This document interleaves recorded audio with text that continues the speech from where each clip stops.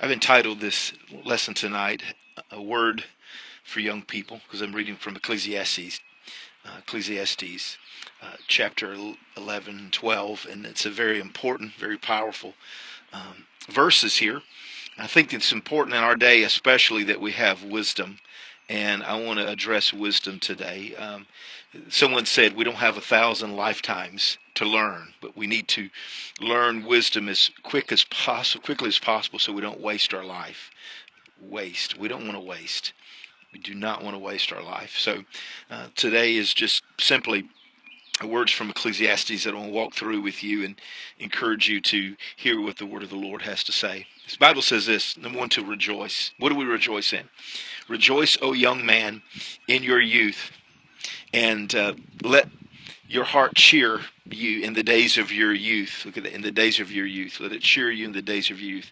Walk in the ways of your heart in the sight of your eyes. But know that all these things God will bring in you into judgment. So here's what he's saying: a young man, enjoy your youth. Enjoy your youth, and don't waste time. Don't waste time is really what's implied. Don't waste it. Don't let life pass you by. We live in a day where people try to grow up too quickly. So sometimes we say, "Hey, wish we were older. Wish we had more opportunities. Wish I had more freedom." And really, the writer of Ecclesiastes, Solomon, says, "Look, rejoice in your youth. Cheer your days of your youth. Don't let it get ahead of you." But life, understand, needs to be about honoring God. You can honor God in your life, and how you honor God in your life is very important. So important that God looks for us to honor Him in our youth, to honor Him, because it's important that we put Him first.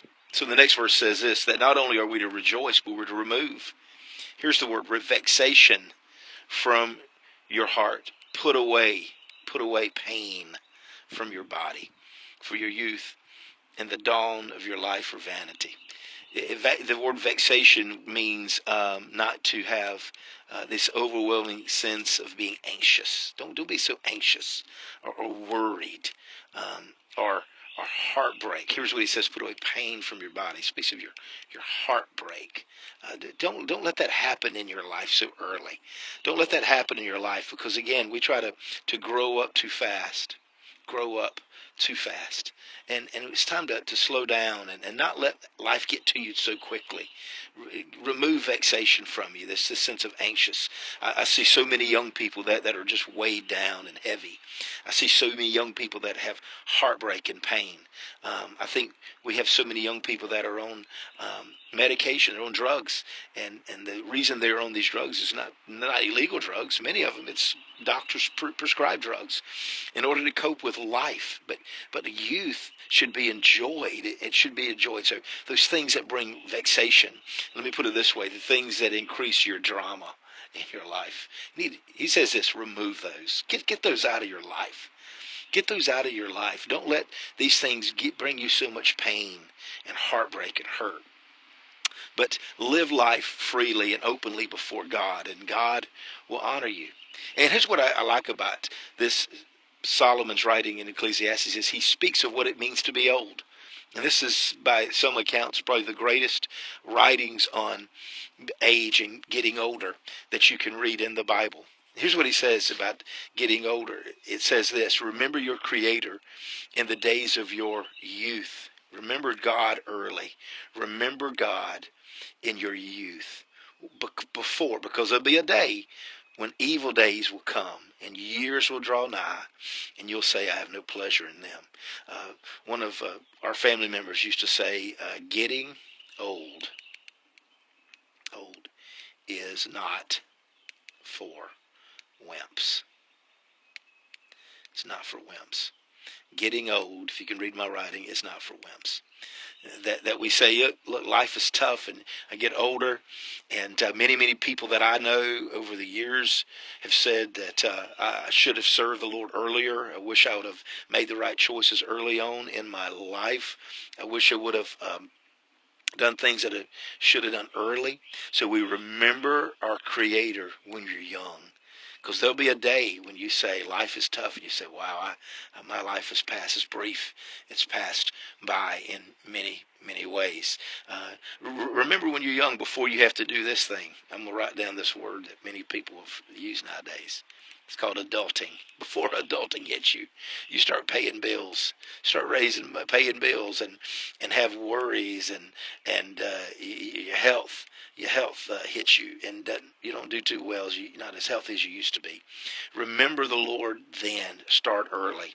I can tell you personally that in my youth is when I began to learn what it is to read the Bible and to pray. When I was first saved, in my late teenage years, in my I was 19, and then in my 20s, I said, look, I need to learn what it means to get in the Bible and get a habit of prayer.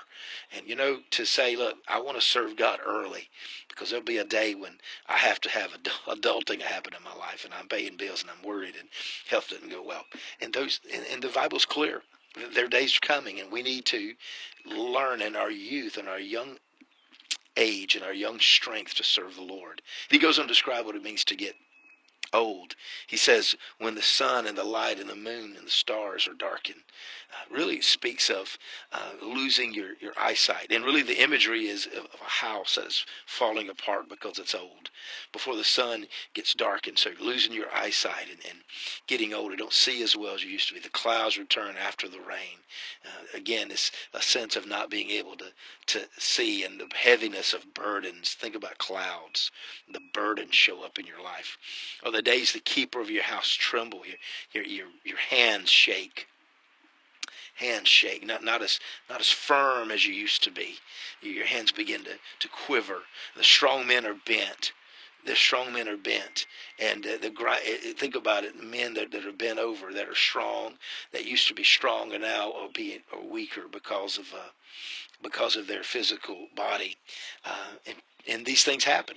These things happen, and not only that, you notice the grinders cease.